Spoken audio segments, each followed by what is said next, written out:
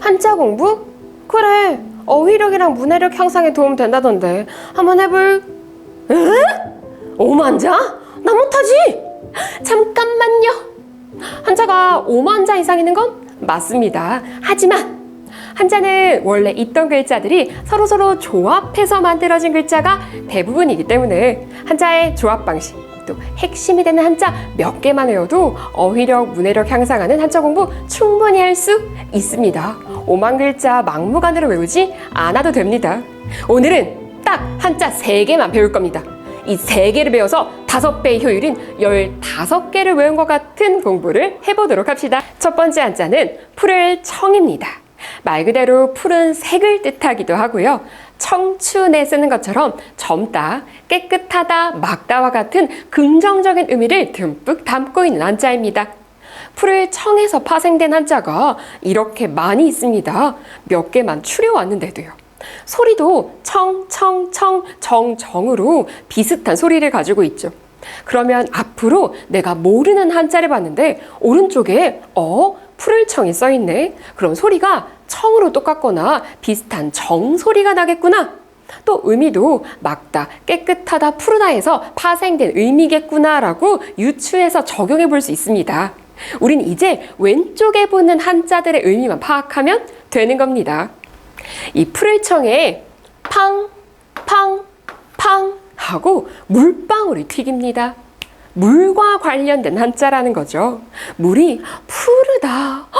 물이 너무 푸르러. 왜요? 맑으니까요. 그래서 푸를 청 왼쪽에 물방울 삼수변이 들어가면 맑을 청을 의미합니다. 아니 이미 푸를 청 자체에 깨끗하다가 있는데 굳이 맑을 청의 한자를 또 만들 필요가 있었나요? 의미가 약간 강조되는 부분, 다른 부분이 있기 때문입니다.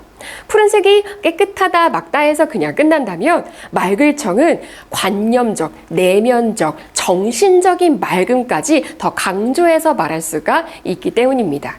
그래서 내면에 사적인 욕심이 전혀 없다. 내면이 아주 사리사욕 없이 깨끗해 라고 표현할 때의 청, 념, 결, 백은 푸를 청이 아닌 내면의 깨끗한 상태를 강조하는 맑을 청을 사용하는 겁니다.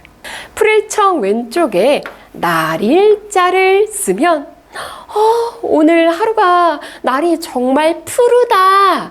왜요? 맑게 개었으니까요. 바로 갤청이 됩니다.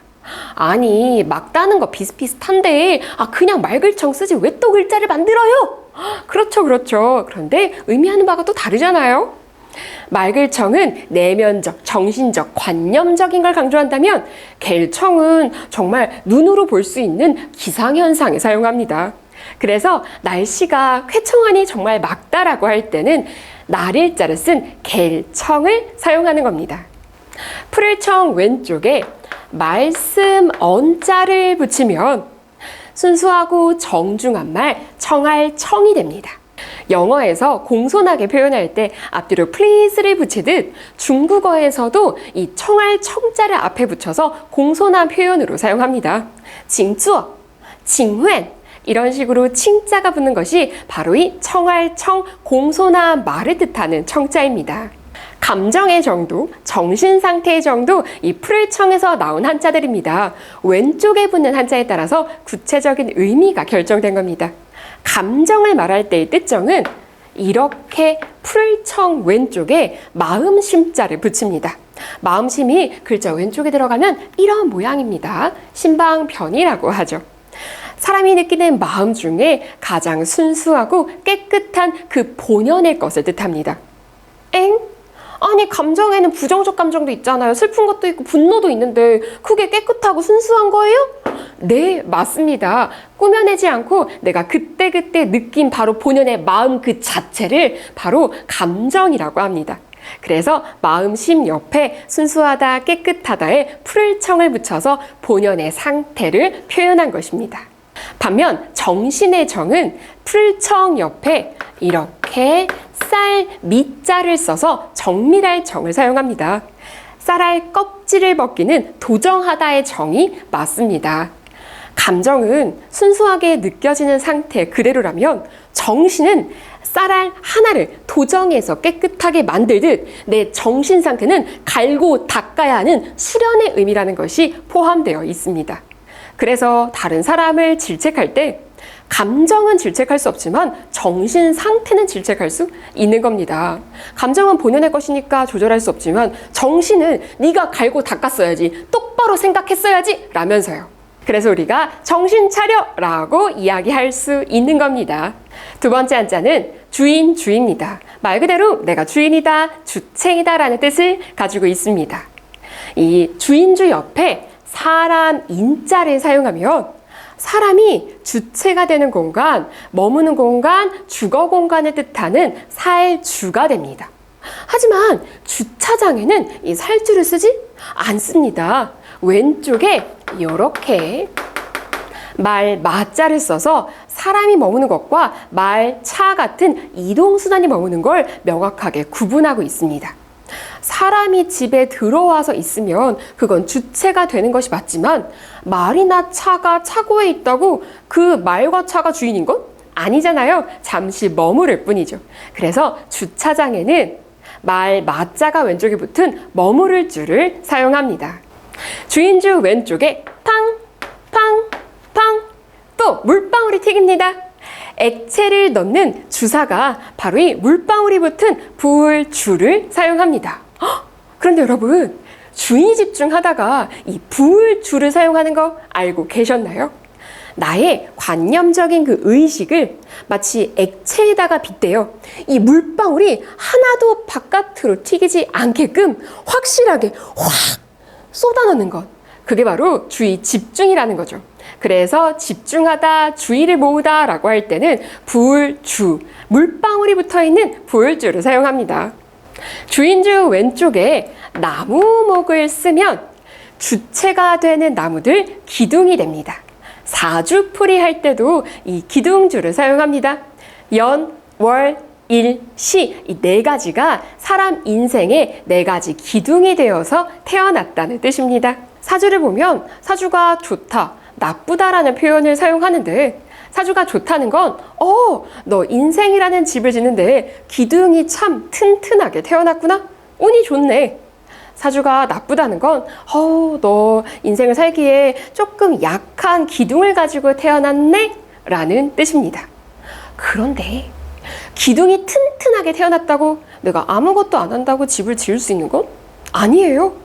기둥이 약하게 태어났어도 내가 열심히 시멘트 발라서 벽을 탄탄하게 만들면 멋지고 좋은 집 지을 수 있습니다. 사주풀이의 사주는 4개의 기둥을 의미하는 것이지 절대 집 전체를 의미하는 건 아닙니다.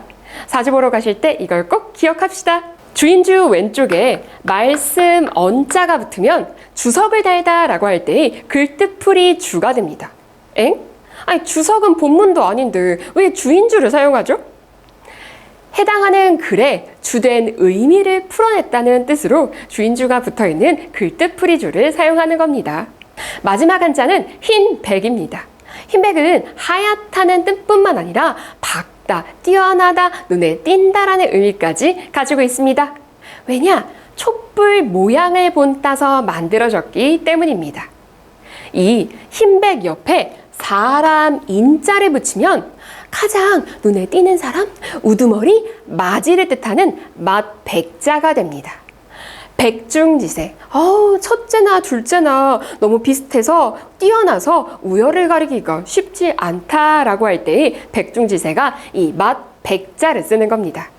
이 중자도 사람 인자에 가운데 중자를 붙인 버금중, 둘째를 뜻하는 중자입니다. 흰백 왼쪽에 나무 목자를 붙이면 잣나무 백, 칡백 백이 됩니다. 아니 왜? 잣나무가 제일 하얗나? 잣나무가 제일 뛰어난가? 네, 둘 다 맞습니다. 잣나무를 잘라내서 보면 그 안쪽이 하얗습니다. 또 잣나무는 설, 중, 송, 백이라고 일컬어질 정도로 소나무와 함께 상록수로 지조와 절개, 언제나 푸름을 뜻하기 때문에 뛰어나다는 의미도 같이 가지고 있습니다. 흰백 왼쪽에 이번엔 손수를 붙여보겠습니다. 손수가 한자 왼쪽에 들어가면 이런 모양입니다. 아니, 손으로 뭘 하얗게 만들고 뭘 눈에 띄게 만들 건데 바로 박수를 쳐서요.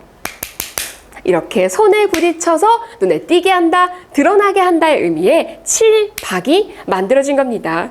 같은 원리로 왼쪽에 배주자를 쓰면 우와, 눈에 정말 잘 띈다. 왜? 커서 눈에 잘 띄는 배, 큰 배, 박이 됩니다. 이번에 흰 백 옆에 팡, 팡, 팡 또 물방울을 튀겨봅시다. 물과 전혀 관련 없어 보이는 머무를 박, 숙박업소의 박이 되었습니다. 배가 물 위에 잠시 머물렀다 해서 유래하였기 때문입니다. 우리가 잠을 자는 건 집이나 호텔이나 똑같지만 집에서는 내 집이다 생각하고 주체가 되어서 살지만 호텔은 바로 나갈 거잖아요. 그래서 호텔을 주거 공간이라고 하지 않고 잠시 머물렀다 가는 곳이야 라는 의미의 숙박이라고 표현하는 겁니다. 공부에도 맛이 있습니다. 맛에는 입에 넣자마자 느껴지는 것도 있지만 오랫동안 꼭꼭 씹어야 느껴지는 맛도 있죠. 한자 공부는 그 중에서 오랫동안 꼭꼭 씹어 먹어야 느껴지는 맛에 해당합니다. 첫입에 맛없다고 뱉지 마세요. 꼭꼭 씹으면 분명 그 맛을 느끼실 겁니다. 그리고 그건 여러분의 몸을 아주 건강하게 만들어줄 겁니다.